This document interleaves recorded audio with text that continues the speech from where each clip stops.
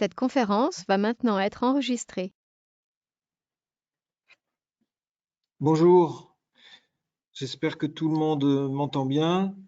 Je suis Philippe Berthelot, je suis le délégué régional de la T2E PACA et j'ai à mes côtés Michel Estève, le président du groupe régional également. Je vous souhaite la bienvenue pour ce webinaire organisé sur la thématique des certificats d'économie d'énergie dans l'industrie. Je vais être votre monsieur loyal tout au long de cette matinée.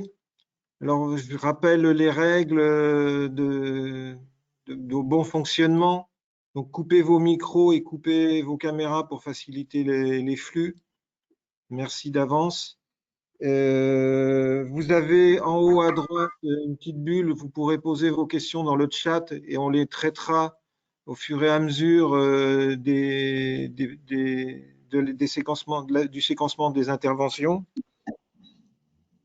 Et puis, vous l'avez entendu, on enregistre cette conférence et elle sera disponible sur le site de la T2E ultérieurement.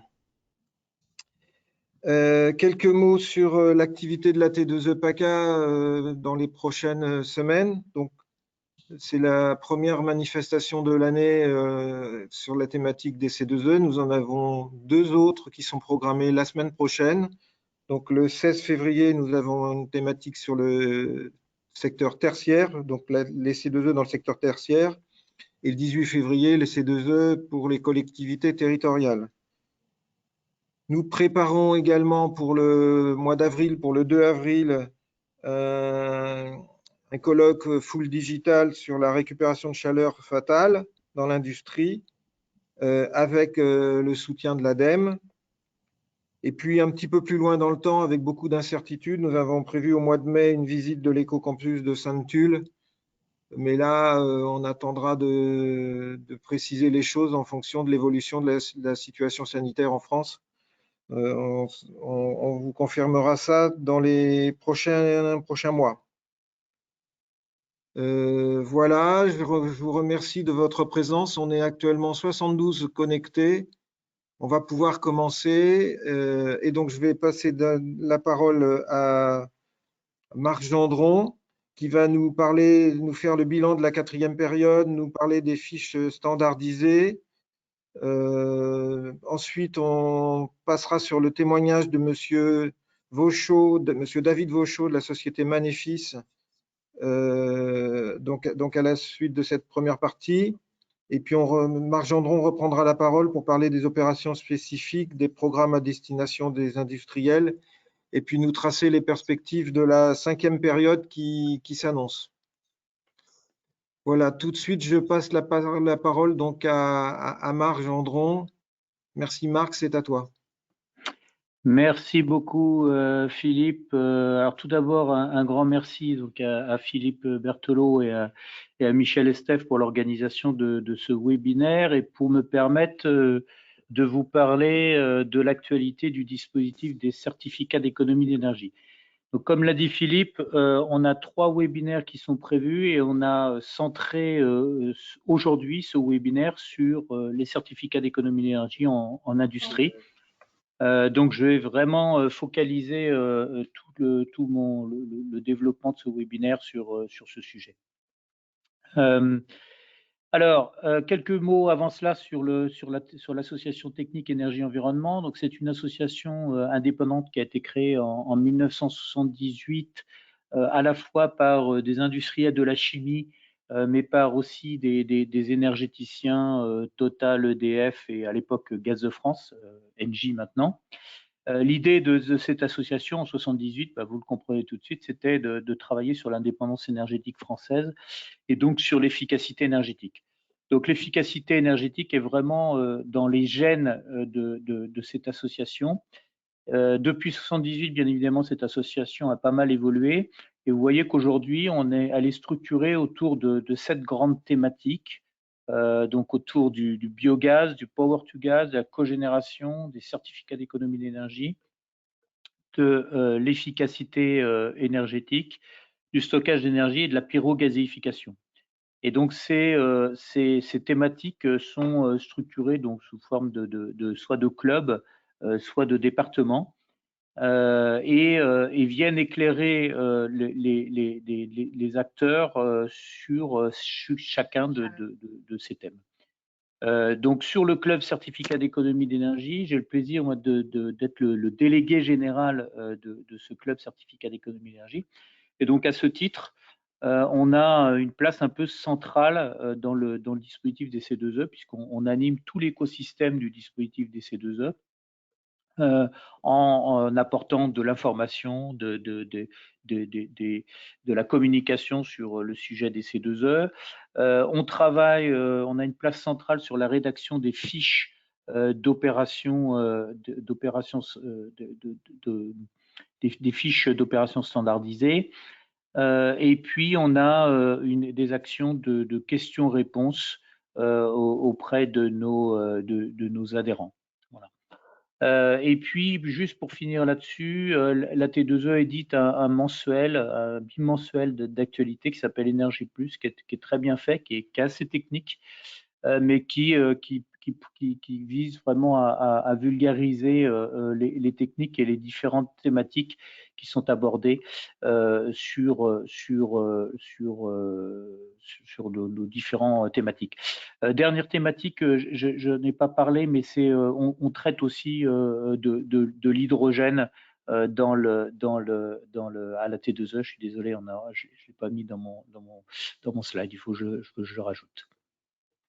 Voilà. Alors, comment va se structurer cette présentation aujourd'hui? Donc, je vais vous faire un bilan rapide de la 4e période. Ensuite, je vais aborder 3 thématiques, les fiches d'opérations standardisées, opérations spécifiques et des programmes, qui sont en fait les 3 grands piliers de la production des certificats d'économie d'énergie dans le dispositif. Et puis, on passera un peu de temps sur les perspectives 5e période, puisqu'on a quand même eu des annonces en début de semaine dernière, à travers d'un webinaire qu'on avait organisé pour la DGEC, et dans lequel Alexandre Dosière, qui est l'adjoint de la Direction Générale Énergie-Climat, était venu nous présenter le projet de décret et projet d'arrêté pour la 5e période des C2E, donc j'y reviendrai un peu plus dans le détail. En se focalisant vraiment sur les problématiques industrie, qu'est-ce qui touchera plus particulièrement à l'industrie. Alors, juste pour rappel sur le dispositif C2E, il faut rappeler que le dispositif C2E, c'est un dispositif qui répond à la directive européenne sur l'efficacité énergétique. Donc, il y a 2 grands articles sur cette directive européenne sur l'efficacité énergétique. L'article 3 qui fixe en fait des engagements, enfin des réductions en matière d'énergie primaire ou énergie finale pour chacun des États membres. Et puis l'article 7 qui parle des mécanismes d'obligation en matière d'efficacité énergétique. Et en gros, cet article 7, il dit il y a la possibilité de mettre en place dans les pays membres un dispositif de type certificat d'économie d'énergie qui incite les énergéticiens à mettre en place des actions d'efficacité énergétique. Et donc en France, le dispositif des certificats d'économie d'énergie répond à 88% de cette obligation de l'article 7. Alors en France, le dispositif, il est porté par la loi POP de 2005. Qu'est-ce que dit cette loi POP? Elle dit que, tout simplement que les vendeurs d'énergie, électricité, gaz, fuel, carburant, doivent mettre en place des actions d'économie d'énergie chez leurs clients ou leurs prospects, sous peine, s'ils ne mettent pas en place ces actions, de payer une pénalité. Donc ce dispositif, il traite de tous les secteurs résidentiels, tertiaires, agriculture, transport, industrie et réseau. Il fonctionne par période de 3 ou 4 ans. On va voir que la 5e période, on s'engage plutôt vers une période de 4 ans. Et durant cette période, l'État français demande aux énergéticiens, donc aux vendeurs d'énergie, donc il s'agit bien des vendeurs et non pas des distributeurs, des producteurs, des vendeurs d'énergie, de mettre en place des actions d'économie d'énergie chez leurs clients. Bien évidemment, plus vous vendez de l'énergie, plus vous allez être obligé au titre du dispositif des C2E. Et donc, les énergéticiens sont dits dans le dispositif les obligés. Les actions qui sont mises en place sont à destination donc des bénéficiaires, donc qui peuvent être des ménages, des collectivités, des industriels. Le tout est matérialisé donc par des actions qui sont des certificats d'économie d'énergie. Et parallèlement à cela, d'autres acteurs qui ne sont pas obligés peuvent obtenir des certificats d'économie d'énergie et les produire. Ce sont ce qu'on appelle les éligibles. Et les éligibles sont essentiellement les collectivités locales. Et pour peaufiner, pour fluidifier le dispositif, les acteurs ont la possibilité d'acheter des certificats d'économie d'énergie tout finalisés et validés par le ministère. Et donc tout ça, c'est exprimé dans ce schéma un peu synthétique. Donc vous avez en haut l'autorité administrative qui, à droite, va fixer des obligations aux obligés, donc les acteurs, les vendeurs d'énergie. Donc aujourd'hui, en vendeur d'énergie, on a les gros obligés EDF, Total, Engie, Eni, etc., mais aussi les vendeurs de carburant. Donc 60% de la vente de carburant en France étant réalisée par des distributeurs de type alimentaire, donc les Carrefour, Auchan, Leclerc. Ces acteurs sont obligés au titre des dispositifs. Et donc ces acteurs doivent mettre en place des actions d'économie d'énergie vers les consommateurs finaux et ils doivent, pour prétendre un certificat d'économie d'énergie, avoir ce qu'on appelle un rôle actif et incitatif. Et ce rôle actif et incitatif est dans 90% des cas de l'argent qui est versé au bénéficiaire pour l'aider à financer son action d'économie d'énergie.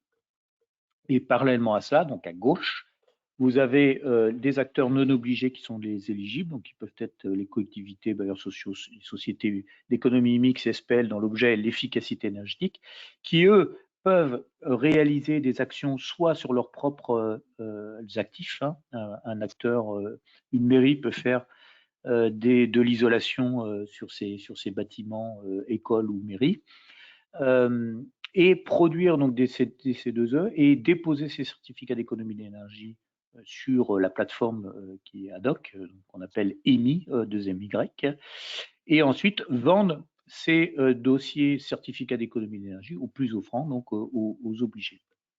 Voilà. Et donc vous créez de ce fait un marché dit secondaire où vous échangez et vous vendez des certificats d'économie d'énergie.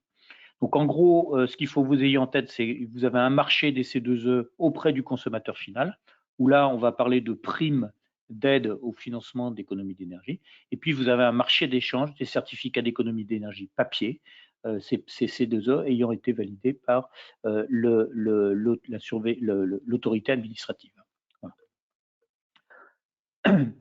Donc, les obligés, ils ont plusieurs façons de produire des C2E. Donc, soit ils incitent les opérations d'économie d'énergie chez leurs clients, soit ils contribuent, on va le voir plus tard, financièrement à des programmes, ce qui correspondent à des sortes de fonds, des fonds pour mettre en place un certain nombre d'actions. Soit ils achètent sur le marché des certificats d'économie d'énergie. Ils ont la possibilité aussi de déléguer leurs obligations, ce qui veut dire que dans le dispositif, vous avez ce que l'on appelle des délégataires qui prennent une partie de l'obligation d'un énergéticien et qui, de ce fait, deviennent vis-à-vis de la tutelle administrative redevables de cette production et deviennent eux-mêmes obligés. Et dernier point, ils peuvent acheter des certificats d'économie d'énergie ils peuvent payer une pénalité s'ils n'ont pas réalisé leur production. Donc en gros, tous les 4 ans, l'État va fixer des objectifs de production de C2E. Et à la fin de ces 4 ans, l'État va regarder quelles ont été les parts de marché des différents énergéticiens. En fonction de ces parts de marché, ils en tirent l'obligation finale en matière de certificat d'économie d'énergie. Soit les énergéticiens sont à l'obligation pendant cette période, dans ce cas, on efface l'obligation et on repart pour une période d'après. Soit ils sont au-dessus de l'obligation. Dans ce cas-là, l'excédent de production va servir pour la période d'après. Soit ils sont sous l'obligation. Et dans ce cas-là, ils payent une pénalité de 15 € du mégawattheure QMAC. 15 € du mégawattheure QMAC, ça veut dire que pour des énergéticiens de type, des gros énergéticiens type Total, Engie, EDF, c'est des enjeux à plus de 5 milliards d'euros. Donc autant vous dire que les acteurs aujourd'hui jouent le jeu très fortement. Donc les C2E, ils sont comptabilisés en kilowattheure QMAC, QMAC pour cumuler actualiser, c'est-à-dire qu'en fait on définit une action, on prend en compte l'économie d'énergie de cette action sur la durée de vie de l'équipement. Donc un exemple, vous changez une chaudière fuel par une pompe à chaleur, vous allez prendre la durée de vie de la pompe à chaleur qui est de 15 ans et vous allez calculer les économies d'énergie de cette pompe à chaleur par rapport à une situation de référence, qui par exemple peut être une situation de référence chaudière fuel, et vous allez calculer les économies sur ces 15 ans avec un taux d'actualisation de 4% par an, puisque vous prenez une décote tous les ans de 4% pour prendre en compte la perte de performance de l'équipement. Les C2E, ils sont délivrés par le pôle national C2E. L'obtention, donc ça se matérialise par l'obtention de kilowattheure QMAC sur un compte du demandeur. Les C2E, ils sont valables sur 2 périodes et dans certains cas, vous avez des certificats d'économie d'énergie qui sont bonifiés, notamment dans le cadre de contrats de performance énergétique. Alors, c'est vrai pour l'industrie encore en 2021.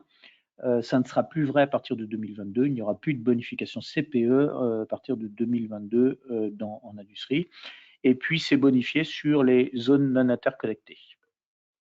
Quelques mots sur où est-ce qu'on en est de la 4e période des C2E. Donc là, on a vu depuis septembre une accélération très forte de la production, notamment au travers du dispositif des coups de pouce qui traite essentiellement de la précarité énergétique. Donc on a atteint des volumes importants sur octobre, novembre, décembre en termes de production, qui a cumulé 80 TWh de volume déposé. Ce qui nous amène en fait par rapport à une trajectoire donc, de 4e période qui devrait nous amener à l'objectif 4e période, voire même si ça continue à des stocks pour la 5e période. Donc je rappelle que la 4e période a démarré au 1er janvier 2018 et va se terminer au 31/12/2021. Donc globalement, on a un marché aujourd'hui qui est plutôt qui est bien lancé, qui a une dynamique forte malgré la crise sanitaire. Donc on s'attend à finir dans l'objectif, voire au-dessus de l'objectif sur cette 4e période des C2E. Quelques mots sur le prix. Donc vous avez la possibilité d'aller voir les prix. Je suis en train de regarder les questions qui tombent. Ce que je vous propose, c'est de prendre les questions à la fin de cette première période, de cette première partie. Donc les prix sont disponibles sur les sites d'EMI. Donc c'est www.emi.fr. Vous allez trouver donc un indice EMI plus un indice spot. Donc l'indice spot, c'est les échanges qui ont eu lieu le mois dernier, des échanges non nuls entre acteurs ne représentant pas acteurs d'une même société. Et les indices EMI, l'indice EMI représente toutes les transactions. Donc là, vous avez à la fois du spot et du marché à terme. Donc il y a un peu des choux et des carottes, mais dans tous les cas, ça donne une tendance. Et la tendance actuelle, elle est plutôt aujourd'hui sur un marché qui est orienté légèrement vers la baisse. On est vers les 8 €, autour des 8 € aujourd'hui, voire ça baisse vers les 7 €.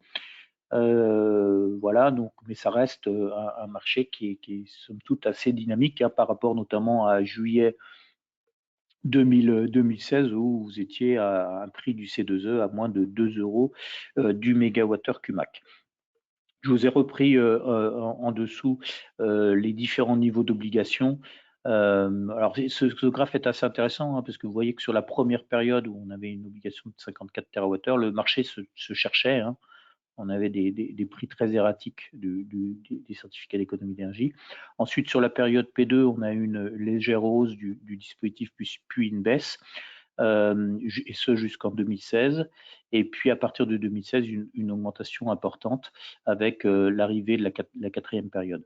Donc, le dispositif, il est vraiment il fonctionne vraiment selon l'offre et la demande. C'est-à-dire que plus les obligés produisent de certificats d'économie d'énergie ont des facilités à produire des certificats d'économie d'énergie, moins les prix sont hauts, bien évidemment, et plus il y a une tension sur le marché en termes de production, plus les prix augmentent.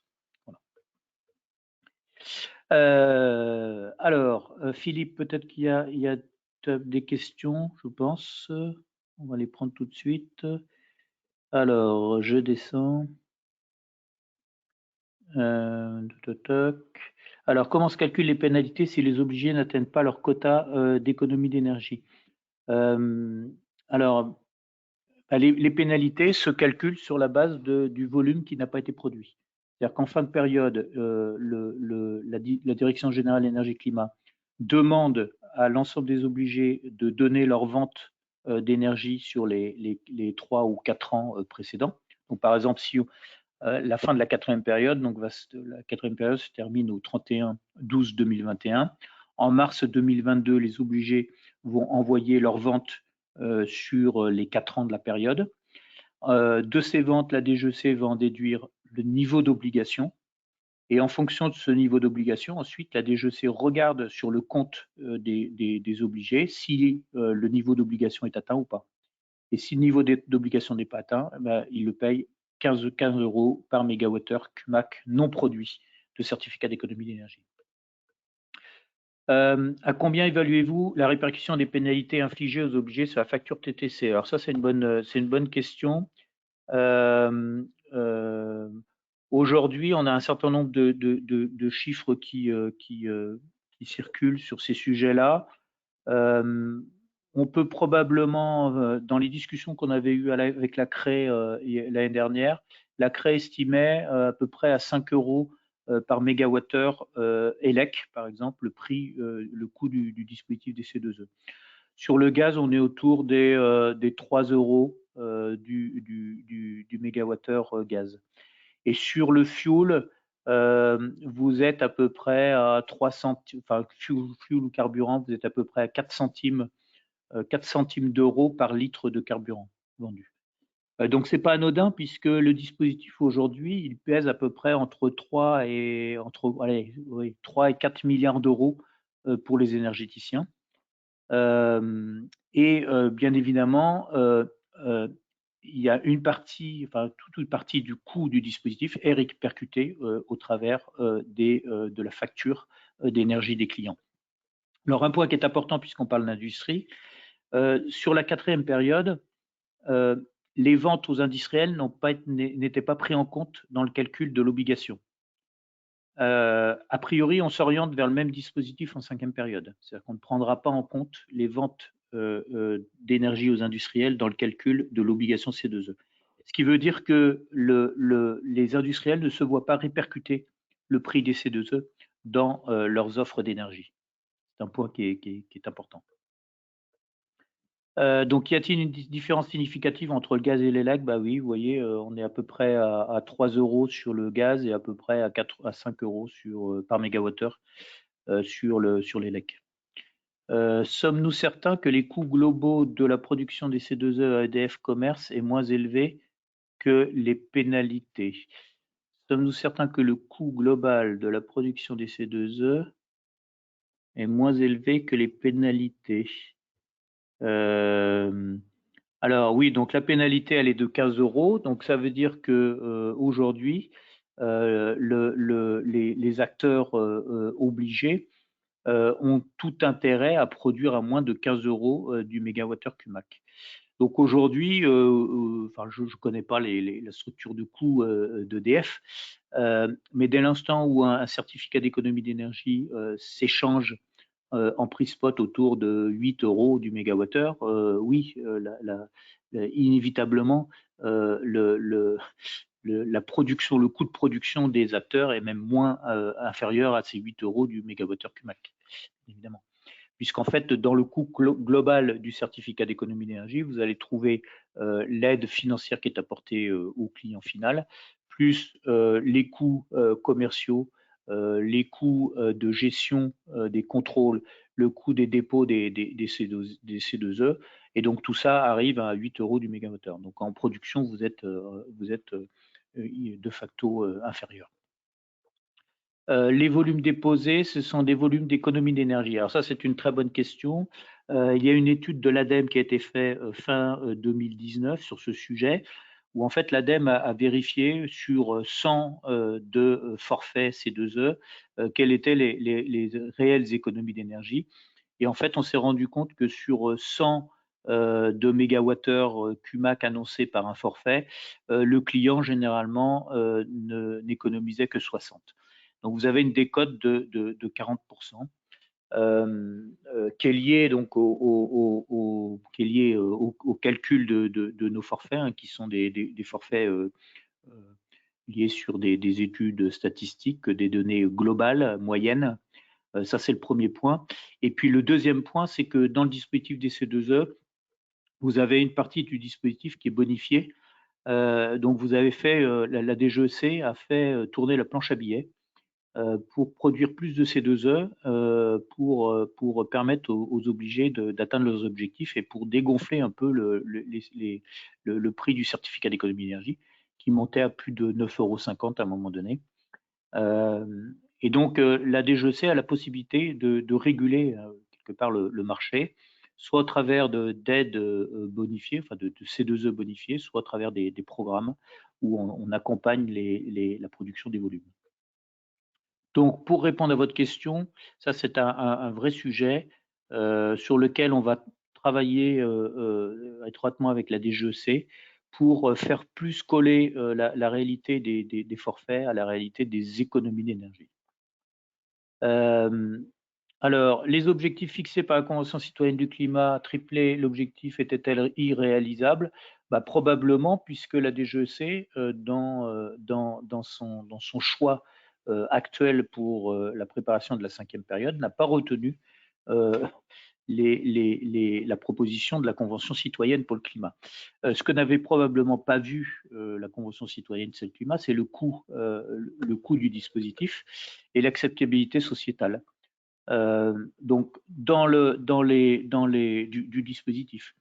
Donc, si on augmente les volumes de C2E, bien évidemment, en parallèle de ça, il faut augmenter le prix des énergies. Donc, la question, c'est est-ce que les citoyens français sont prêts à augmenter le prix de leur énergie? J'en suis pas si sûr. Voilà. C'est quoi la différence entre le prix moyen pondéré et le prix spot? Le prix moyen pondéré, vous avez un peu des choux et des carottes, c'est-à-dire vous avez à la fois des transactions qui ont eu lieu le mois précédent, plus des transactions à terme, donc des transactions par exemple pour 2021, etc., etc. Donc vous avez vraiment de tout, alors que le prix spot, c'est le prix qui a été échangé à prix non nul le mois précédent. Donc ça se rapproche beaucoup plus de la réalité du moment. Les montants C2E peuvent-ils dépasser 100% du montant des travaux de rénovation énergétique? Oui, on va le voir juste après, là, sur les fiches d'opération standardisées. Je vais vous expliquer un peu comment ça fonctionne. Voilà. Le dispositif des fiches d'opération standardisées facilite-t-il une rénovation par étape et non une rénovation globale des bâtiments? C'est effectivement un choix qui a été fait à un moment donné de plutôt travailler par lot. On est en train de revenir un peu là-dessus puisqu'on a lancé 2 fiches d'opération standardisées et révisé 2 fiches d'opération standardisées cette année sur la rénovation globale et avec la volonté de la DGEC de pousser ce type de rénovation globale, notamment au travers d'un coup de pouce rénovation globale. Donc c'est quelque chose effectivement que l'on a bien en tête.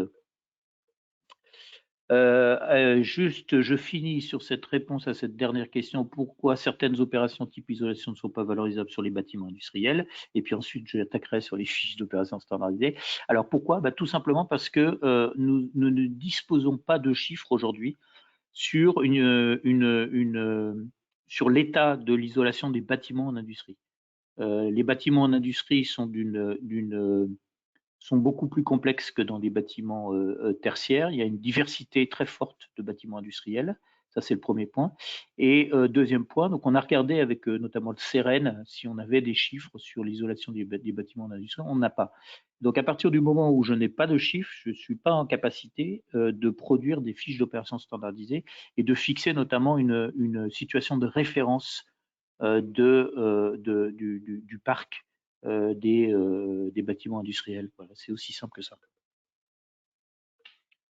Et rénovation de bâtiments engagés par les industriels, oui monsieur, puisque en fait, vous pouvez tout à fait, si sur un site industriel vous avez des bâtiments tertiaires, ben, vous pouvez tout à fait utiliser les fiches bâtiments tertiaires. Ce que je vous propose, c'est que, alors juste des dernières minutes, nous avons entendu que les data centers pourraient être obligés. Alors ça, c'est quelque chose d'extraordinaire.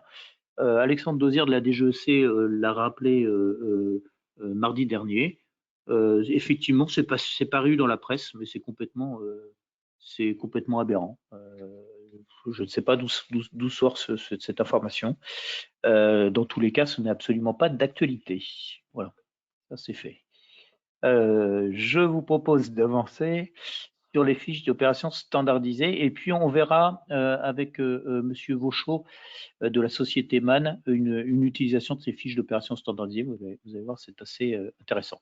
Alors, quelques mots sur le portefeuille des fiches d'opération standardisées en industrie. Donc aujourd'hui, on a 33 fiches d'opération standardisées. Je vous les ai toutes mises là. Vous voyez donc justement que vous avez des fiches dans le domaine du bâtiment, donc par exemple les luminaires module LED. Donc ce qui renvoie à la question d'une personne. Vous pouvez effectivement sur des bâtiments industriels réaliser des opérations. Voilà, donc ça c'est tout le catalogue de fiches d'opération standardisées qui existe. Ce qu'il faut que vous ayez en tête, c'est que le principe d'une fiche d'opération standardisée, c'est que ça vise vraiment à industrialiser des actions d'économie d'énergie finale. Et donc les économies d'énergie, quelque part, elles sont théoriques. Elles reflètent une moyenne d'économie d'énergie réalisée sur la durée de vie des opérations. Et donc le calcul des forfaits s'appuie sur des analyses qui sont apportées par des experts qui peuvent à la fois mixer des études théoriques ou des mesures in situ. Simplement, il y a un point qui est important à avoir en tête, c'est la notion de situation de référence. C'est-à-dire quand on calcule un forfait, on vient calculer une économie d'énergie par rapport à une situation de référence. Et ce qu'il faut avoir en tête, c'est que cette situation de référence, elle est fixée par les textes, par l'arrêté, par le code de l'énergie, par l'arrêté R221-16, et il dit que sur le parc immobilier, pour les fiches enveloppe pour les fiches enveloppe du bâtiment, on prend comme situation de référence le parc immobilier. Pour les fiches pilotage, régulation, récupération de chaleur, on prend comme situation de référence le marché, c'est-à-dire qu'est-ce que met en place le marché. Et puis pour certaines fiches, je pense notamment à tout ce qui est pompe à chaleur, chaudière, etc. Là, on s'appuie sur la réglementation et donc et notamment l'éco-conception, donc qui est une réglementation européenne. Ce qui veut dire que la fiche d'opération standardisée, elle sera toujours pour ces fiches-là, toujours au-dessus de la réglementation et jamais en dessous de la réglementation. Et bien évidemment, si vous avez une réglementation qui est assez drastique, bah, les forfaits C2E sont très faibles. On l'a vu par exemple sur des chaudières biomasse récemment, où en fait on a des forfaits qui sont très peu incitatifs parce que le marché se situe à la réglementation et pas au-dessus de la réglementation. Et donc on a du mal à générer des économies d'énergie par rapport à ce que fixe la réglementation. Les exigences donc se situent toujours à la réglementation. Les économies d'énergie, elles sont calculées toujours en énergie finale. Ça, c'est un point qui est important dans le dispositif C2E. Et les forfaits, ils prennent en compte la durée de vie des équipements. Donc, en fait, quand vous faites un calcul, vous faites une économie en kilowattheure que vous multipliez par un taux, là, par exemple, si vous êtes sur 10 ans, à les kilowattheures multipliés par 8,435 et ça vous donne vos kilowattheures CUMAC.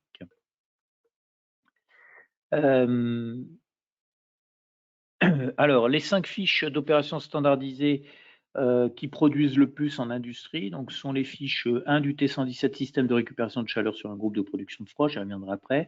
L'un du T121 isolation de points singuliers d'un réseau, j'y reviendrai après. Et puis système de récupération de chaleur sur une tour aéro-réfrigérante. La presse à injecter tout électrique ou hybride, l'un du T129. Et l'un du T102, système de variation électronique de vitesse sur un moteur asynchrone.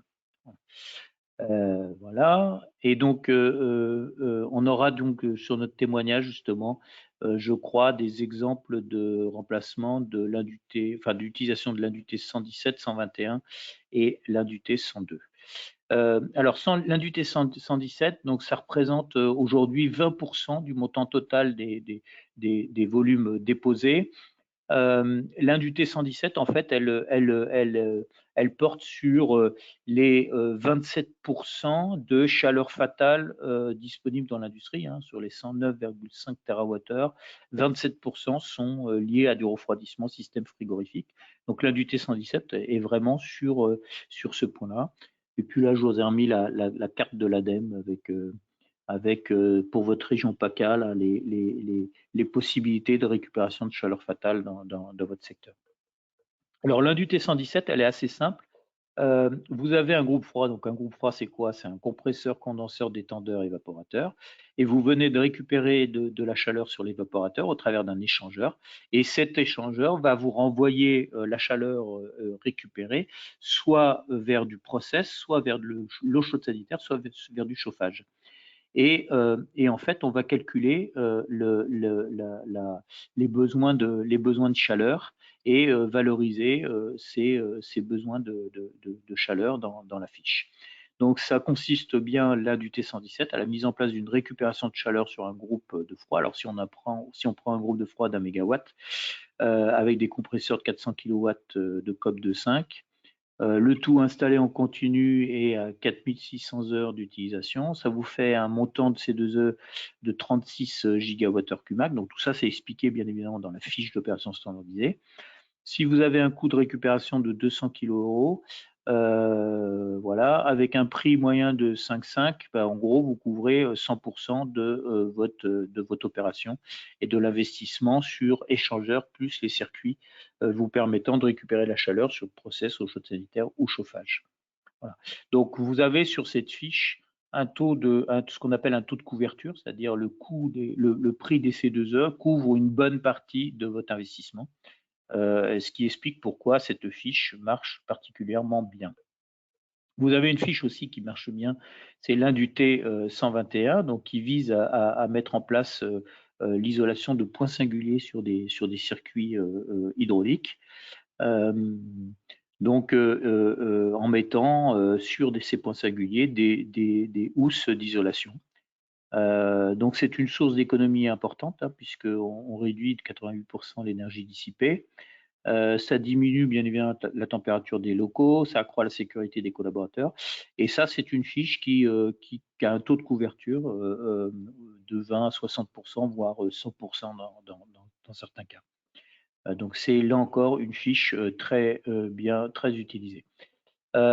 Juste quelques mots donc, dans les fiches sur lesquelles on travaille à l'heure actuelle. Donc, on travaille sur des systèmes hydroéjecteurs, purgeurs d'air dans les circuits à l'ammoniac, et puis une fiche, à mon avis, sur laquelle il y a un gisement important qui est le stockage d'énergie sur les fours intermittents. Donc, l'idée, c'est qu'on récupère de la vapeur, de la chaleur sur des fours qui lorsqu'ils tournent, on les stocke sur des systèmes type céramique, etc. Et ensuite, on réutilise, on réinjecte cette chaleur avant le démarrage du four. Et donc là, il y a des choses assez intéressantes sur ce sujet. Voilà. J'ai peut-être la possibilité de prendre quelques questions, de répondre à quelques questions, et ensuite je donnerai la parole à Monsieur Vauchot qui va venir illustrer ce que j'ai un peu raconté là sur les différentes fiches. Alors, nous avons entendu que les data centers, ça a été réglé. Par le passé, les titulaires d'un certificat ISO 50001 pouvaient prétendre à un effet levier de la valorisation. Est-ce de nouveau envisageable? Alors non, il y avait effectivement une fiche d'opération standardisée, système de management de l'énergie, qui venait bonifier la production des C2E. Cette fiche a été abrogée, je crois, c'est en 2016. Parce qu'il y avait vraiment des effets d'aubaine sur ce dispositif. Et donc, on a supprimé cette fiche d'opération standardisée. Donc, ce n'est plus possible de bonifier les fiches avec le SME. L'aide à l'éclairage LED fonctionne pour un atelier industriel, même si fiche bâtiment. Oui, puisque vous avez... alors, je ne voudrais pas dire de bêtises, mais vous avez la fiche... C'est une fiche industrie, donc luminaire à module LED, donc c'est l'Inde BA116. Donc l'Inde BA116, vous pouvez effectivement changer vos luminaires sur des ateliers. Il n'y a pas de problème. Voilà. Ensuite, concernant la différence entre énergie primaire et énergie finale, n'y a-t-il pas le même problème avec le dispositif qu'avec le diagnostic de performance énergétique suite à la RE 2020? L'électricité se retrouve favorisée au détriment du gaz, alors que en termes de bilan carbone, si on mixe PAC pompe à chaleur avec une chaudière à gaz, on obtient un meilleur bilan carbone par rapport à une PAC classique. Je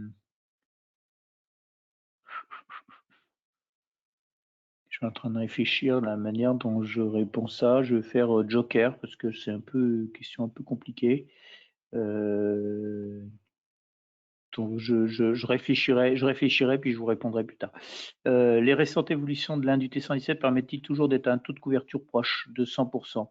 Alors dans l'absolu oui, simplement la fiche est un peu plus contraignante puisqu'en fait on demande aux acteurs du dispositif de faire une étude technique amont qui vise à identifier les besoins de froid et les besoins de chaud, à la fois process, eau chaude sanitaire et chauffage. Mais sinon, ça ne modifie pas le forfait, puisque le forfait n'a pas été modifié sur cette fiche. Simplement, ça nécessite de la part des acteurs une étude technique amont pour éviter tout surdimensionnement de cette, à la fois soit des échangeurs, soit des groupes froids, hein, puisque c'était le vrai sujet. Voilà, je pense que j'ai répondu à toutes les questions. Monsieur Vauchot, je vous donne la parole. Vous devez pouvoir Oui, prendre la main normalement. Hop, j'arrête mon partage d'écran et vous pouvez partager votre écran. Voilà. oui, bonjour à tous et à toutes. Donc, je tiens à remercier la T2E pour cette invitation au webinaire.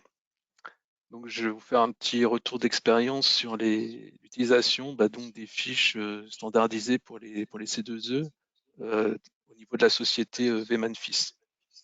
Donc, tout d'abord, je vais vous présenter rapidement la société pour ceux qui ne connaissent pas l'entreprise, nos engagements et nos objectifs en termes énergie et bilan carbone, et ensuite 3 exemples sur les dispositifs C2E qui ont été utilisés. Donc le groupe MAN, c'est une société qui fabrique des arômes, des parfums et des ingrédients. Donc les arômes qui sont utilisés pour toutes les applications agroalimentaires, les parfums que ce soit pour la parfumerie fine ou pour toutes les applications quotidiennes.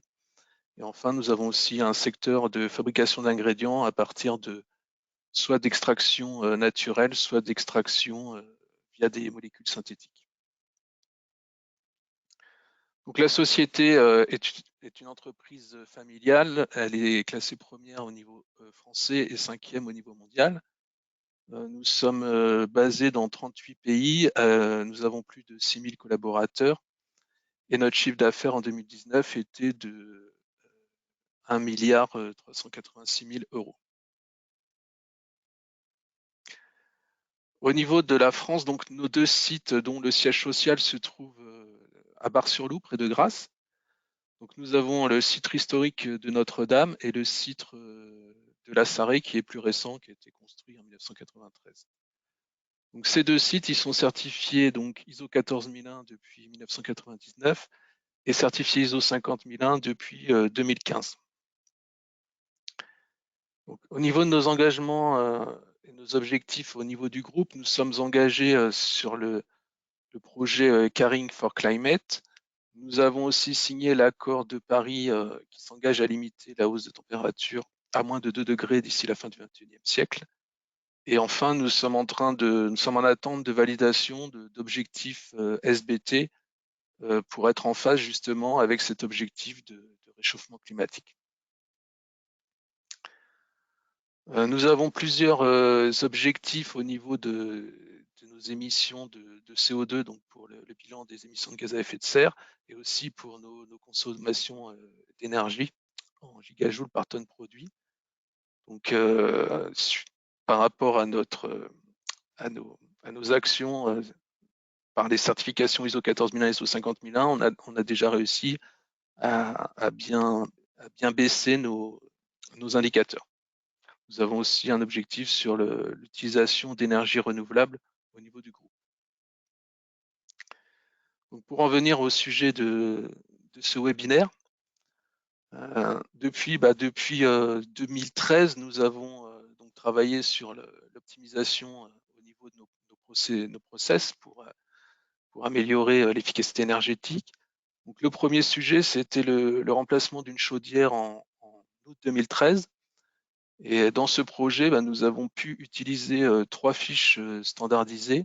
Donc la fiche 102 sur le système de variation électronique de vitesse pour un moteur, la 104 sur la mise en place d'un économiseur sur les effluents gazeux d'une chaudière pour la production de vapeur, et enfin la mise en place d'un brûleur micromodulant sur cette même chaudière.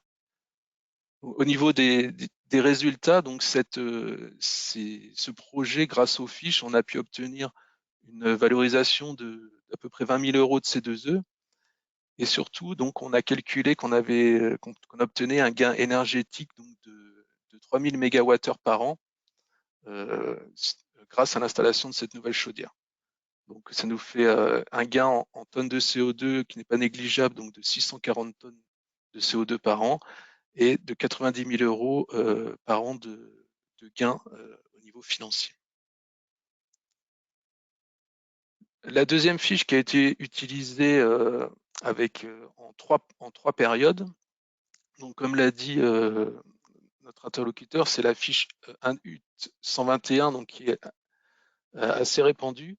Donc en fait, on a fait un diagnostic au niveau donc de nos points singuliers sur nos 2 sites. Et suite à ce diagnostic, en fait, on a fait 3 phases de mise en place de matelas isolants. Donc la première phase, on a mis 300 matelas sur le site de la Sarré et 1000 matelas sur le site de Notre-Dame. Donc cette mise en place des matelas, elle nous a permis de valoriser sur l'ensemble 273 000 € de C2E.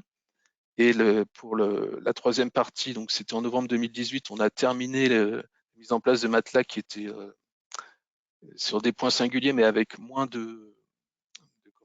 d'économie d'énergie, puisqu'il restait les points qui étaient les moins, il restait les petits points. Donc sur cette partie, on a rajouté 1080 matelas. Donc en tout, on a une subvention de C2E de 373 000 €. En fait, ce projet sur ces 3 périodes, il a été quasiment, on l'a pas payé, puisqu'en fait, les C2E ont couvert toute la partie de la mise en place de ces matelas isolants. Et donc, ce qui est intéressant, c'est que ensuite, donc, on a fait des mesures par rapport aux gains qui étaient apportés par cette action de mise en place des matelas. Et donc, au cumul, on a quand même un gain d'à peu près 5 900 MWh par an sur l'ensemble de nos 2 sites. La dernière fiche sur laquelle nous avons travaillé et qui est en cours de finalisation, donc c'est une fiche qui est plus récente, donc qui est la fiche Inde UT134, donc qui correspond à la fiche sur les systèmes de mesurage des IPE, donc les indicateurs de performance énergétique. Donc en fait, cette fiche, elle peut être utilisée si vous installez un logiciel de reporting et de monitoring des consommations énergétiques, et que grâce à cet outil, vous pouvez mesurer les indicateurs de performance énergétique.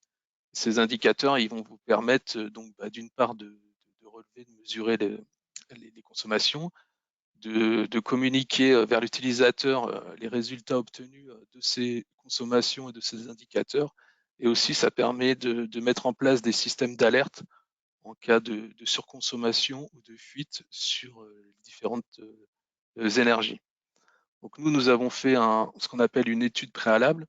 Donc on a calculé les différents process sur lesquels on pouvait utiliser cette fiche. Donc on a mis en place donc on avait déjà des compteurs sur toute la partie production de vapeur par rapport donc à nos consommations de gaz et production de vapeur. On a aussi diagnostiqué donc sur cette fiche la mise en place de compteurs pour générer des indicateurs de performance énergétique pour l'air comprimé, pour l'azote.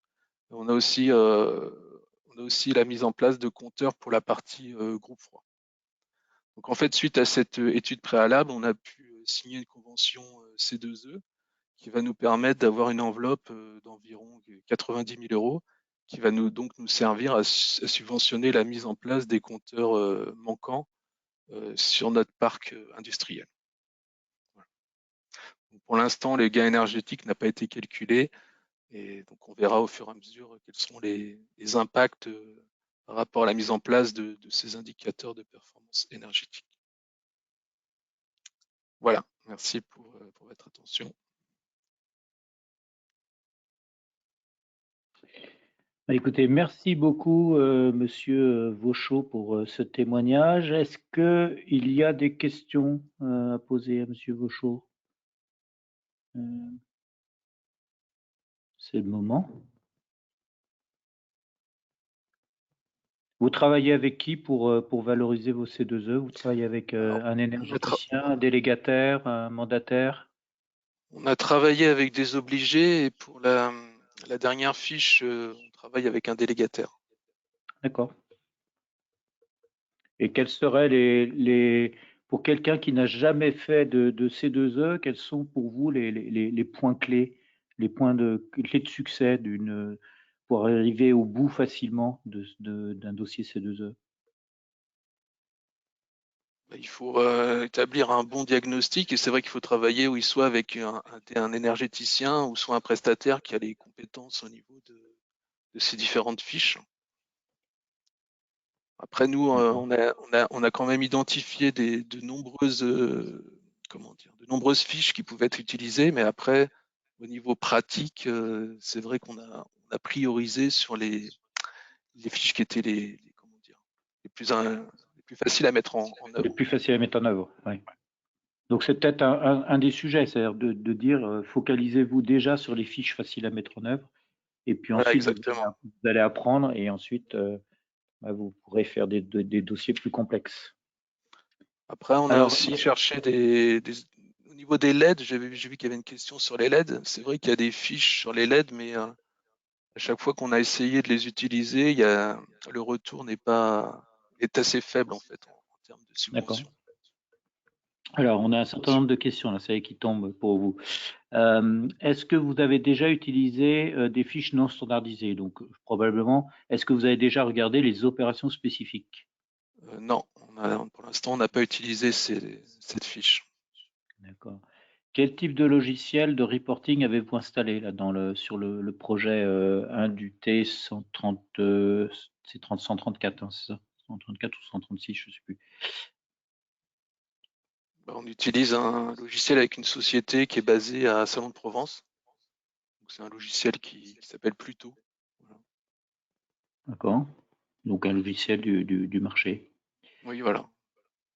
Avez-vous eu à compléter votre plan de comptage et de mesure avec mise en place de capteurs et de compteurs? Pour cette fiche, oui. Oui, pour cette fiche, en fait, on a déjà, suite à la certification ISO 50001, vous devez avoir un plan de comptage qui est effectif.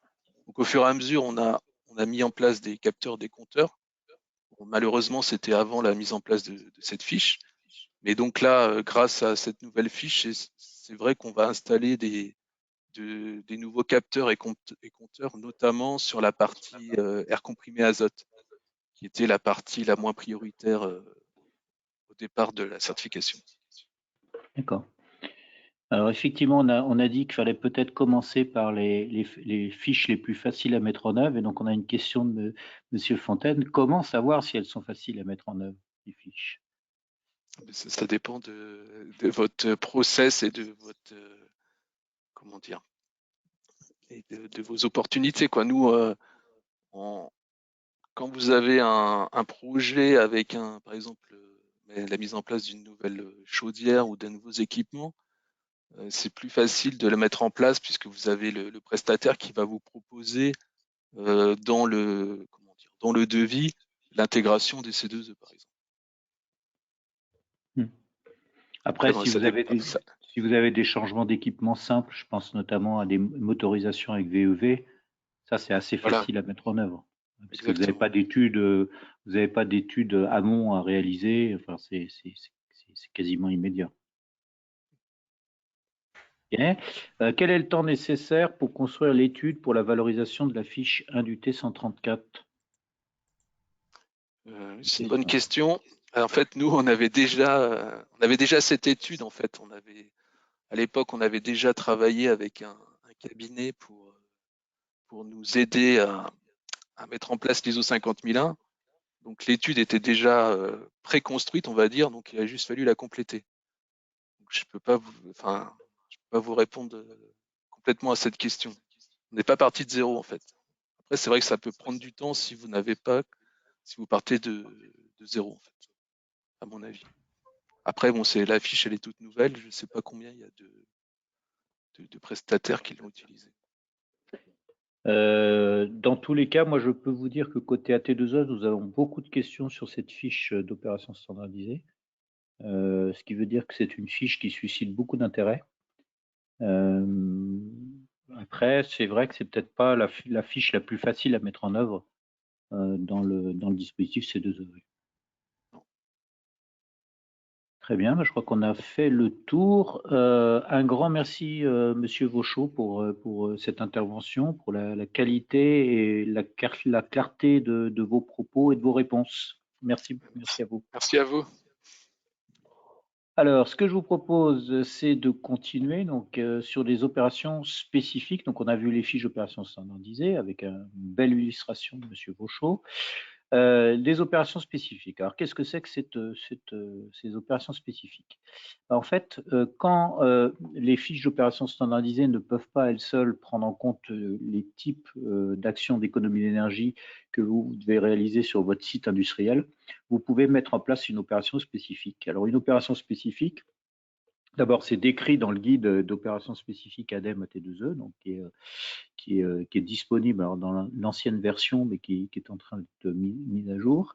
Une opération spécifique, vous allez décrire une situation initiale, c'est-à-dire vous allez décrire votre site industriel, vous allez décrire vos consommations, vous allez décrire les consommations par tonne de produits réalisés, etc. Et puis, vous avez ensuite fixé une situation de référence. Et la situation de référence, elle est fixée par rapport à soit des études qui existent sur le marché, soit des brefs, donc des meilleures pratiques du marché, soit des études que vous avez faites au sein de votre groupe en intercomparaison, en benchmark de différents sites industriels identiques. Et vous allez prendre bien évidemment les meilleures pratiques de ce marché.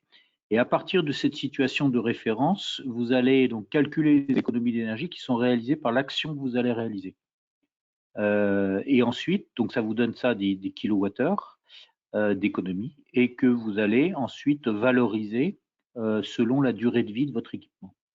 Donc un bon dossier d'opération spécifique, c'est un dossier qui est très pédagogique puisqu'en fait, vous allez donner toutes les billes à un instructeur du pôle national C2E pour qu'il puisse instruire correctement votre dossier et pour qu'il puisse comprendre les hypothèses que vous avez prises pour calculer le forfait et les hypothèses que vous avez prises pour calculer la durée de vie de votre équipement.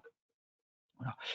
Ce qu'il faut que vous ayez en tête, c'est qu'une opération spécifique, elle est possible si vous avez un taux de retour brut sur investissement de supérieur à 3 ans. Si c'est inférieur à 3 ans, vous ne pouvez pas mettre en place d'opération spécifique. Voilà. Donc, ces opérations spécifiques, alors sur le site de la T2E, on a fait un petit film qui explique justement les opérations spécifiques en 3 minutes. Je vous invite à aller voir ça. C'est très pédagogique et ça vous permet de bien comprendre ces opérations spécifiques. Juste sur les opérations spécifiques, je finirai sur les installations EUETS, puisqu'on est en industrie aujourd'hui. Depuis le 22 septembre 2020, il y a eu donc un décret et un arrêté qui sont passés sur les installations EUETS et qui rendent éligibles au dispositif des C2E les installations EUETS, donc les installations soumises à quota. Simplement, ces installations soumises à quota sont éligibles au dispositif C2E si elles sont ISO 50001 et au travers uniquement d'opérations spécifiques et d'opérations spécifiques un peu particulières puisque en plus de la situation initiale, situation de référence, on demande à ce qu'il y ait un audit énergétique post-travaux pour vérifier les économies d'énergie réellement réalisées par l'opération. Voilà. Donc là, c'est pareil, vous avez sur le site de la T2E un certain nombre de présentations qui vous expliquent la spécificité des installations UETS. Voilà sur les opérations spécifiques. Quelques mots sur les programmes. Alors, les programmes, qu'est-ce que c'est? C'est une façon pour des obligés de financer des actions qui tournent autour de l'innovation, de la précarité énergétique et de la information autour de l'efficacité énergétique. Et l'idée des programmes est assez simple, c'est que les énergéticiens vont mettre de l'argent sur un programme, je sais pas, par exemple 5 millions d'euros sur un programme, donc qui va être géré par un pilote de programme, qui va enclencher des actions, qui bien évidemment ces actions ont été validées en amont par le pôle national, par la Direction générale énergie-climat. Et ce programme fonctionne comme un fonds. Le pilote venant investir, rétrocéder une partie des fonds apportés par l'énergéticien pour mettre en place un certain nombre d'actions.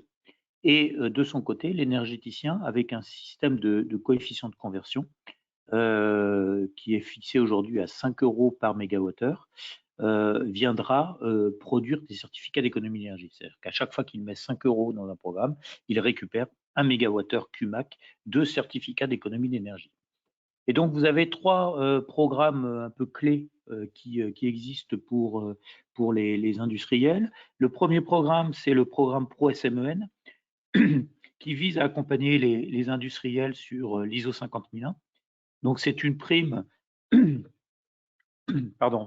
au maximum de 40 000 € ou 20% des dépenses énergétiques annuelles qui permet de vous accompagner jusqu'à la certification ISO 50001.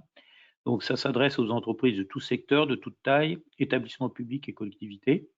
Et l'idée, c'est vous montez un dossier sur demande en présentant le certificat ISO 50001. Et si votre dossier est validé par le pilote du programme, qui en l'occurrence est la T2E, vous recevez un chèque pouvant aller jusqu'à un maximum 40 000 €, donc ce qui vous permet de financer une partie de tous les développements et actions que vous avez mis en place pour monter l'ISO 50001. Ensuite, vous avez un deuxième programme qui est un programme de formation des référents énergie dans l'industrie. Donc c'est un programme qui est structuré sous forme multimodale avec 6 heures en MOOC, 2 jours en stage présentiel, plus de l'accompagnement individuel en situation de travail sur plusieurs semaines, donc avec une sorte de coach énergie. Les coûts pédagogiques les coûts de formation sont pris en compte à 100% pour les entreprises de moins de 300 salariés et à 50% pour les entreprises de plus de 300 salariés. Donc, je vous invite là encore à aller. Alors, c'est aussi un programme qui est piloté par la T2E, qui est financé par Total et EDF. Donc, vous avez le site ProRefi, là où vous allez voir un peu tout ça. Voilà. Et puis, dernier programme, un programme qui est financé par Total et Ciplec, du groupe Leclerc, et qui est porté par Greenflex, c'est le programme Invest, qui, là encore, est un programme de formation multimodal avec 2 heures en MOOC, 2 stages de jour en présentiel et un accompagnement individuel technique, et qui permet d'accompagner les directeurs administratifs financiers, les responsables industriels, responsables achats de banques ou de conseils aux industries sur comment mettre en place en industrie l'efficacité énergétique et son financement. Donc voilà, c'est un un programme qui permet de financer 100% des coûts pédagogiques. Voilà. Donc aujourd'hui, vous avez sur le dispositif C2E 70 programmes qui existent, qui traitent des sujets donc, tels qu'on vient de les voir, mais aussi des sujets plutôt innovation. Il y a par exemple le programme Advenir qui finance des bornes de recharge de véhicules électriques. Jusqu'à 50% des bornes de recharge de véhicules électriques qui sont pris en charge par le programme. Des programmes autour de la précarité, autour de la mobilité neutre en carbone, etc. etc. Voilà. Donc là encore, je vous invite à aller soit sur le site de la T2E, soit sur le site de la DGEC, Direction Générale Énergie Climat Programme. Vous allez voir tous les programmes qui existent. Voilà. Je vois l'heure tourner. Ce que je vous propose, c'est de vous faire un retour sur les perspectives de la 5e période. Donc, je l'ai dit précédemment, nous sommes aujourd'hui dans la fin de la 4e période des C2E, qui a démarré au 1er janvier 2018 et qui va se terminer au 31/12/2021. Et nous avons des premiers textes qui sont apparus, donc, enfin, qui sont sortis la semaine dernière sur les perspectives 5e période. Donc, quelques rappels sur le calendrier de mise en œuvre de cette 5e période. Donc, la Direction Générale Énergie Climat. Donc, d'abord, au premier semestre 2020, l'ADEME a réalisé une étude de gisement, une étude d'évaluation du dispositif C2E.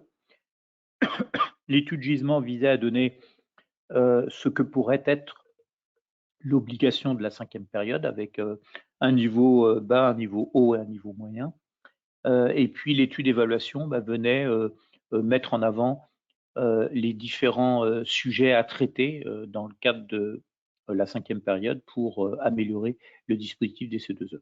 Ensuite, le 2 juillet 2020, la DGEC a lancé une phase de concertation et avait donné donc jusqu'au 10 septembre à l'ensemble des acteurs pour répondre à cette phase de concertation. Côté AT2E, on a porté une phase de concertation avec, en faisant travailler nos adhérents par collège.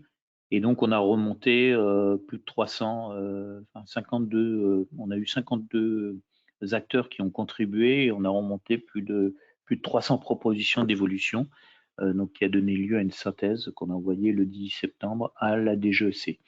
Et donc, le 3 février, donc la semaine dernière, on a fait un webinaire, on a organisé un webinaire dans lequel la DGEC, la Direction Générale Énergie Climat, a présenté le projet de décret et d'arrêté. Et donc, le calendrier prévisionnel pour le projet de décret, il est le suivant. Donc, ça a été transmis donc, aux copies de C2E dès le 1er février. On a un copie de C2E qui aura lieu vendredi prochain. Ensuite, il y a une consultation du public qui a eu lieu donc, à partir d'aujourd'hui. Hein. À la fin des slides, je vous ai mis le lien vers cette consultation publique. Il y a donc un copie de C2E le 12 février qui aura lieu, donc vendredi. Ensuite, la consultation au Comité supérieur de l'énergie le 18 février. La consultation en Conseil national d'évaluation des normes le 4 mars. Ensuite, une consultation au Conseil d'État février-mars. Et donc, tout ça devrait nous permettre d'aboutir à une publication de ce décret fin mars. Et parallèlement à ça, la DGEC a travaillé sur un projet d'arrêté qui donne un cadre un peu global à ce dispositif 5e période. Et donc, ça a été transmis aux copies le 1er février. Ça va être présenté le 12 février et ça passe uniquement en comité supérieur de l'énergie le 18 février. C'est la procédure en fait pour les arrêtés. C'est beaucoup plus simple que pour les décrets.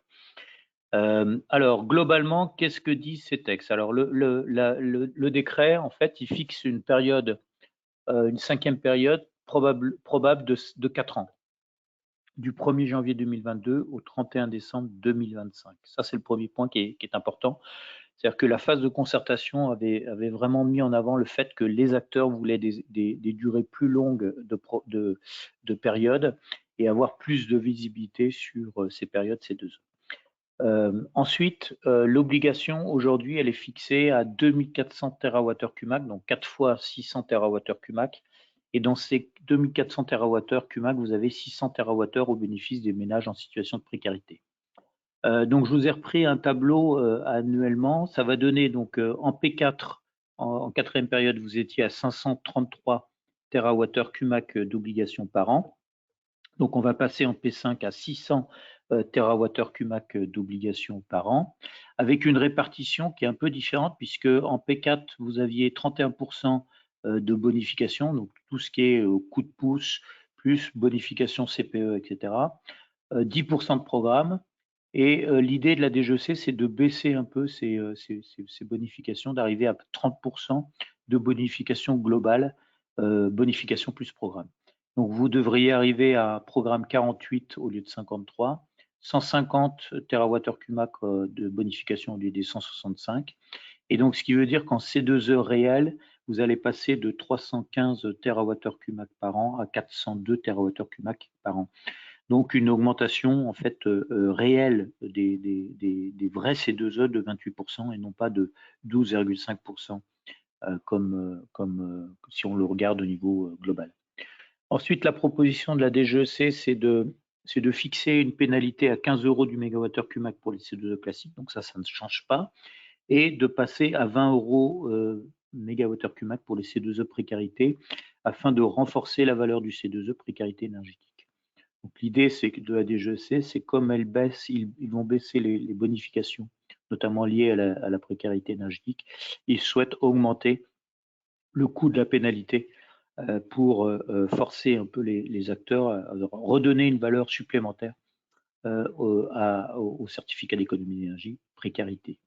Ensuite, un pilotage renforcé avec des déclarations annuelles des ventes d'énergie et une publication annuelle de la liste des obligés, alors qu'aujourd'hui, c'est toujours en fin de période, et un suivi trimestriel des certificats d'économie d'énergie engagés, donc avec un reporting avant dépôt qui sera demandé à l'ensemble des acteurs déposant des certificats d'économie d'énergie. L'obligation, alors la fixation des obligations va un peu changer, puisque là, la DGEC va proposer une obligation répartie entre les types d'énergie uniquement au regard des volumes vendus. Alors, il faut regarder un peu dans le rétroviseur. Sur la quatrième période des certificats d'économie d'énergie, le niveau d'obligation était fixé donc par énergie, mais en prenant en compte notamment 75% du prix de l'énergie et 25% du volume. Ce qui défavorisait très fortement les énergies chères, quelque part par rapport aux énergies bon marché. Et donc là, l'idée de la DGEC, c'est de tout passer en volume et de se fixer que sur les volumes. Donc ça a un impact important, notamment sur les énergies peu chères et plutôt carbonées, et notamment le gaz naturel, le fuel domestique, puisque vous voyez que ces gaz naturels et fuel domestique ont une évolution du coefficient d'obligation entre P4 et P5 qui augmente fortement, alors que d'autres énergies voient plutôt leur coefficient d'obligation baisser, et je pense notamment à l'électricité, vous avez le GPL aussi, carburant. Voilà. Ça, c'est le premier point. Et le deuxième point, toujours dans les grandes lignes, c'est jusqu'à maintenant, pour être obligé au titre du dispositif C2E, il fallait vendre, vous aviez un seuil de franchise, c'est-à-dire que si vous vendiez moins de 400 gigawattheures par an d'électricité ou de gaz, vous n'étiez pas assujetti au dispositif des C2E, donc vous n'aviez pas d'obligation. Ce qui a généré en fait une concurrence importante, puisqu'on l'a vu tout à l'heure, hein, je l'ai dit, le prix, le coût du dispositif C2E dans les offres d'énergie, électricité et gaz n'est pas anodin, hein, puisqu'on est autour de 5 € par mégawattheure élec et 3 € par mégawattheure gaz. Et donc les acteurs qui en fait vendaient moins de 400 gigawattheures par an ne répercutaient pas ces prix, ces coûts de C2E dans leurs offres d'énergie. Bien évidemment, un certain nombre d'acteurs ont multiplié les filiales, pardon, et les structures indépendantes pour éviter de passer au-dessus des 400 gigawattheures par an. Et donc la DGEC a choisi de baisser ses seuils, donc avec une trajectoire progressive sur 2022-2024. Et donc la franchise C2E, actuellement de 400 gigawattheures par an, elle passera à 300 gigawattheures par an en 2022, 200 gigawattheures par an en 2023 et 100 gigawattheures par an en 2024 et après.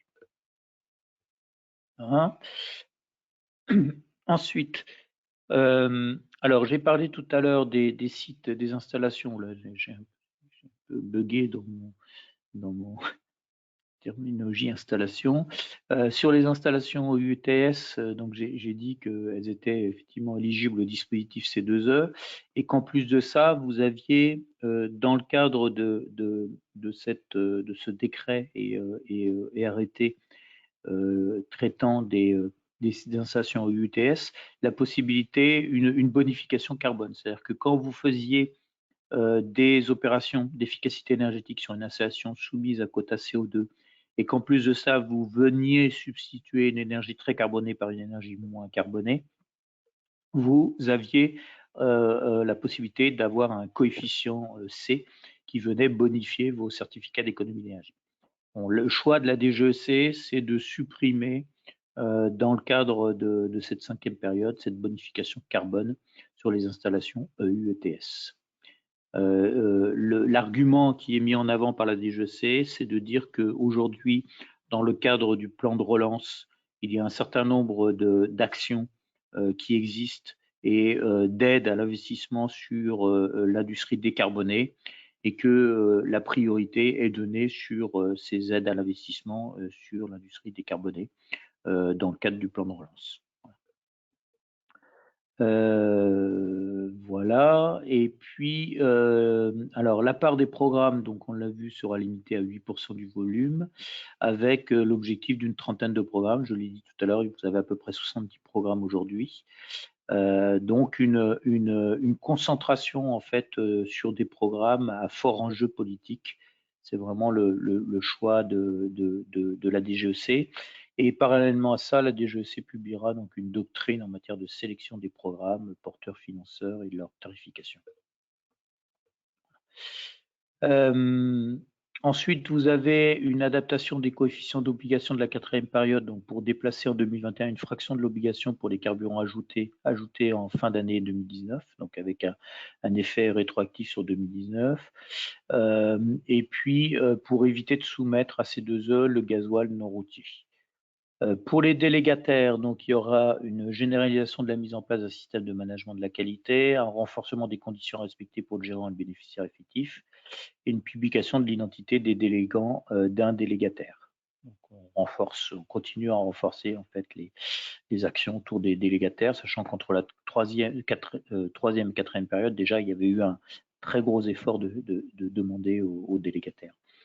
Ensuite, une reconnaissance de la totalité des économies d'énergie d'utilisation d'un équipement. Alors ça, c'est lié à l'article R221-16 de loi sur l'énergie, où en fait la situation de référence prendra en compte le parc, notamment sur des isolants et une fiche qui est importante, hein, qui est la fiche 1 du T 131. Donc la situation de référence sera bien celle du parc et non pas celle du marché sur cette fiche. Un accès simplifié au PNC2E au fichier, du PNC2E au fichier national des interdits de gérer. Et puis en parallèle, la poursuite des travaux sur d'autres modalités, déploiement des contrôles des opérations, simplification des processus pour les artisans et bénéficiaires, contractualisation avec le bénéficiaire, notamment en cas de mobilisation d'intermédiaires, modalité de création, révision des fiches, évaluation continue du dispositif, doctrine de programme C2E. Donc tout ça donnera lieu à la rédaction de nouveaux arrêtés qui viendront vraiment encadrer encore mieux cette 5e période des C2E. Et puis dernier point, l'idée de la DGEC, c'est de dire que tous les ans, on regardera les fiches d'opérations standardisées qui produisent le plus et on étudiera l'opportunité de révision de ces 6 fiches. Donc, ce qui veut dire que typiquement en 2021, nous allons devoir regarder avec la DGEC, donc côté AT2E, l'évolution ou pas de l'INDUT 117 dont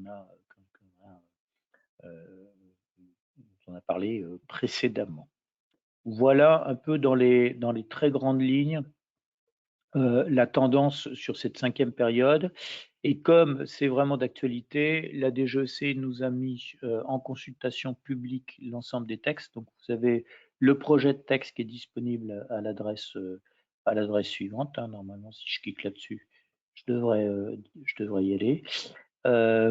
Et puis l'information qui est relayée sur le site internet du ministère à l'autre adresse. Voilà.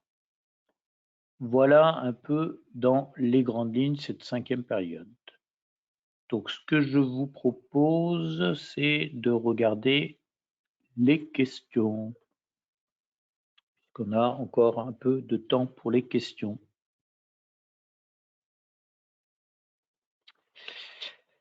Alors, je reprends le fil des questions. Alors, il y a une première question.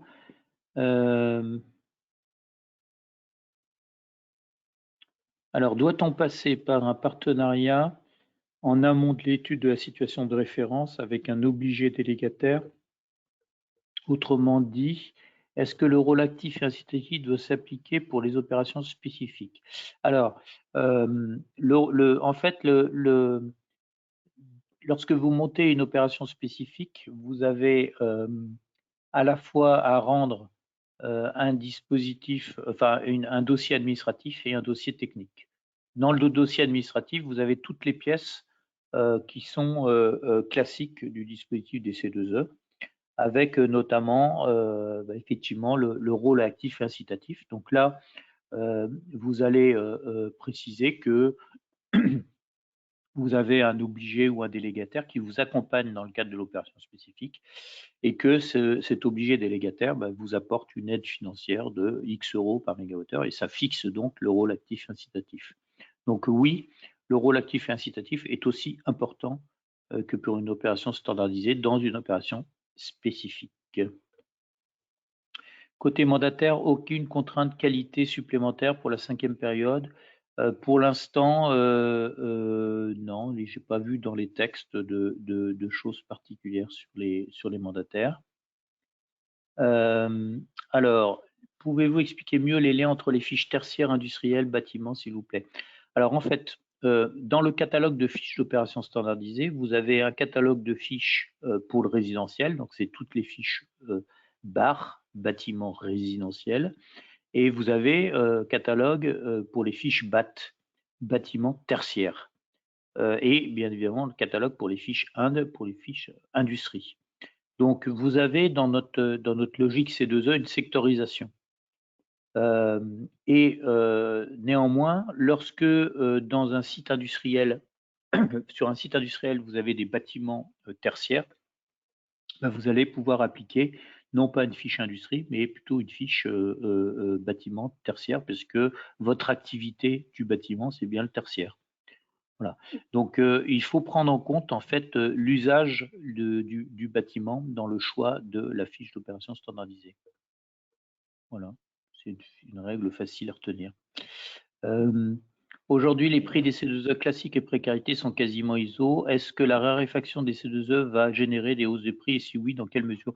Je pense qu'il y aura effectivement une probable évolution différente entre le prix des C2E précarité et le prix des C2E classiques. Le prix des C2E précarité risquant d'augmenter un peu plus que les C2E classiques. Ce qu'il faut que vous ayez en tête aussi dans cette analyse, c'est que lorsque un obligé produit des C2E précarité plus que son obligation, puisque globalement, l'obligation sur la précarité, c'est à peu près 33% de son obligation, vous pouvez traduire des C2E précarité en C2E classique. C'est-à-dire si vous avez plus de précarité, vous basculez ces précarités à 1 pour 1 en C2E classique. L'inverse n'est pas possible. C'est-à-dire vous ne pouvez pas traduire des C2E classiques en C2E précarité. Alors, le logistique, c'est bien du tertiaire, monsieur, oui, exactement.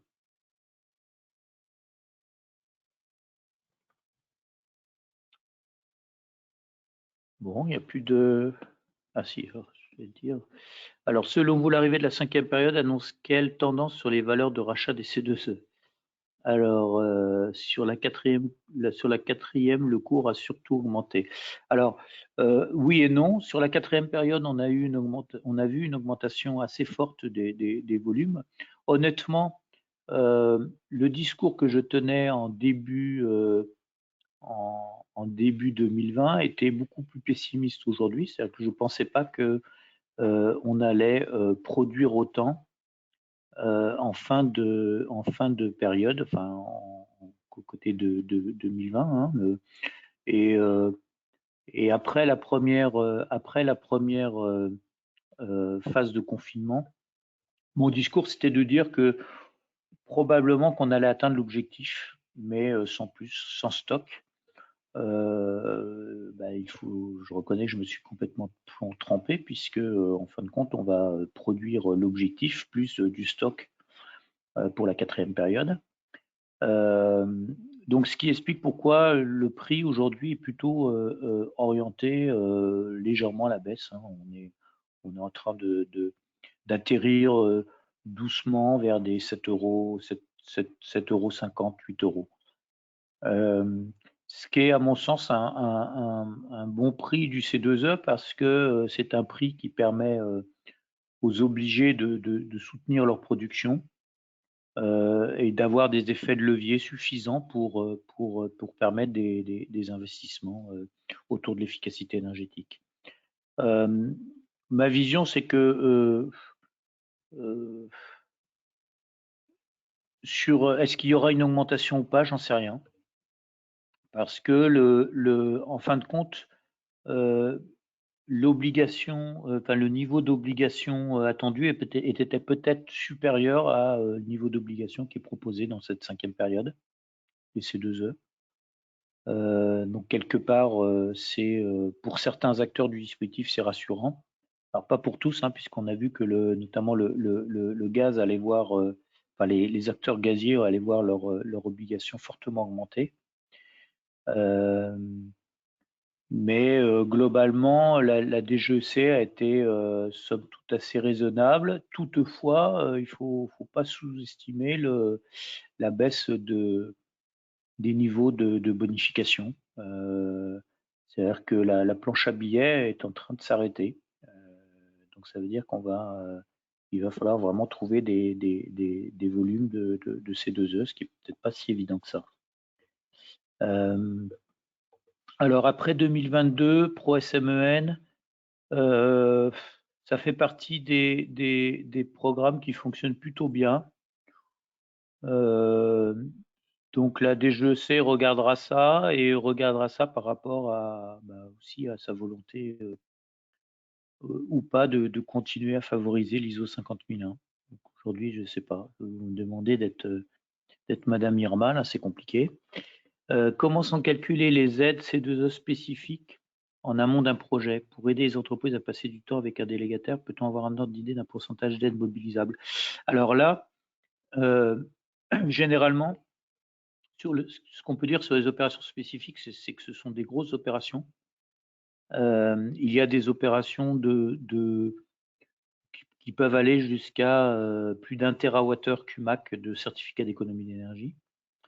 Généralement, les acteurs ciblent plutôt des opérations de plusieurs gigawattheures CUMAC parce que ça nécessite un investissement temps important pour monter le dossier en amont.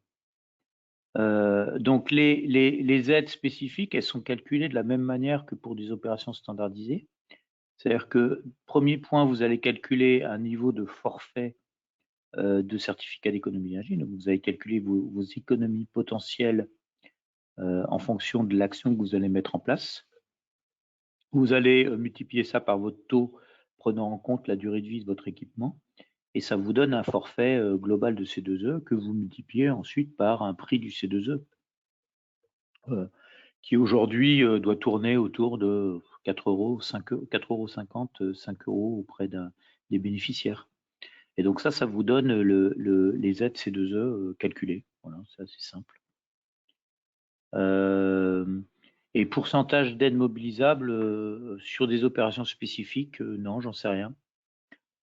J'en sais rien parce que les opérations spécifiques, je ne les vois pas passer. Comme ce sont généralement des opérations plutôt grosses et plutôt à caractère industriel, ce sont des opérations confidentielles pour les énergéticiens, pour les industriels. Et donc, seul le pôle national C2E les voit passer. Donc, je ne peux pas vous dire le taux de conversion qui est possible sur ces opérations standardisées, spécifiques, pardon. Mais dans tous les cas, l'objectif des opérations spécifiques, c'est de diminuer le taux de retour sur investissement et globalement de passer de gagner une bonne année sur le TRB, quoi. De passer de 3 ans, par exemple, à TRB à 2 ans.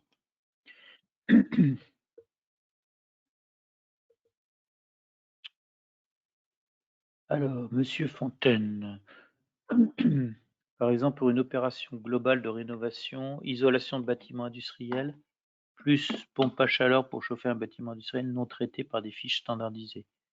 Honnêtement, je ne peux pas vous dire, hein, aucune idée.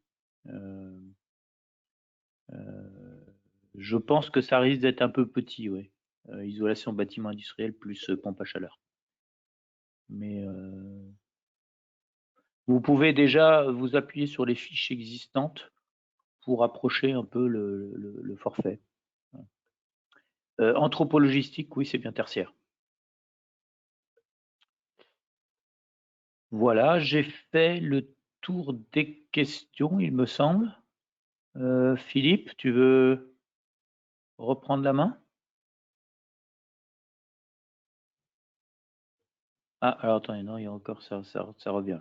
Le développement des C2E de précarité est-il en lien avec la rénovation du bâtiment existant, plus précisément des immeubles collectifs datant par exemple des années 70 occupés par des personnes à revenus modestes ou très modestes sont-ils éligibles? Alors, en fait, la notion de précarité ne renvoie pas à la qualité du bâtiment, mais renvoie au foyer fiscal. Et les foyers fiscaux sont la détermination à grande précarité ou précarité sont identifiés par les revenus de ces foyers fiscaux qui sont donnés par les revenus de l'ANA. Voilà. Donc ensuite, en fonction de ces revenus, on identifie si le foyer est en grande précarité ou classique. Et ensuite, l'opération sur le bâtiment s'appuie sur des fiches d'opération standardisées classiques. Voilà. Pas si je réponds à votre question. Oui, bon, visiblement oui.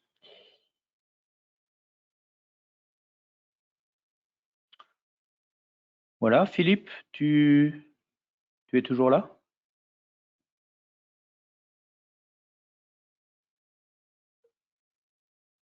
On a perdu Philippe.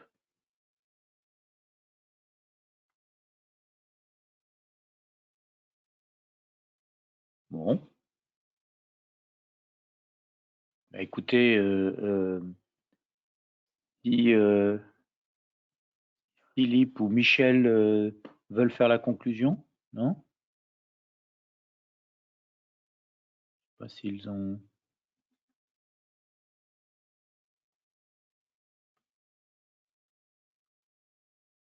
Philippe, je vois que ton micro est allumé, mais on ne t'entend pas. Problème technique. Ok, je fais la conclusion. Eh bien, écoutez, donc il me reste à vous remercier de l'attention que vous avez apportée à ce webinaire. J'espère qu'on a répondu à à une bonne partie de vos questions. Dans tous les cas, côté AT2E et le club C2E reste à votre disposition pour approfondir des questions si vous en avez. Et il me reste à vous souhaiter une bonne fin de journée, vous remercier donc pour cette participation à ce webinaire où visiblement on a été très nombreux jusqu'à la fin. Bonne fin de journée à vous tous et à bientôt. Au revoir.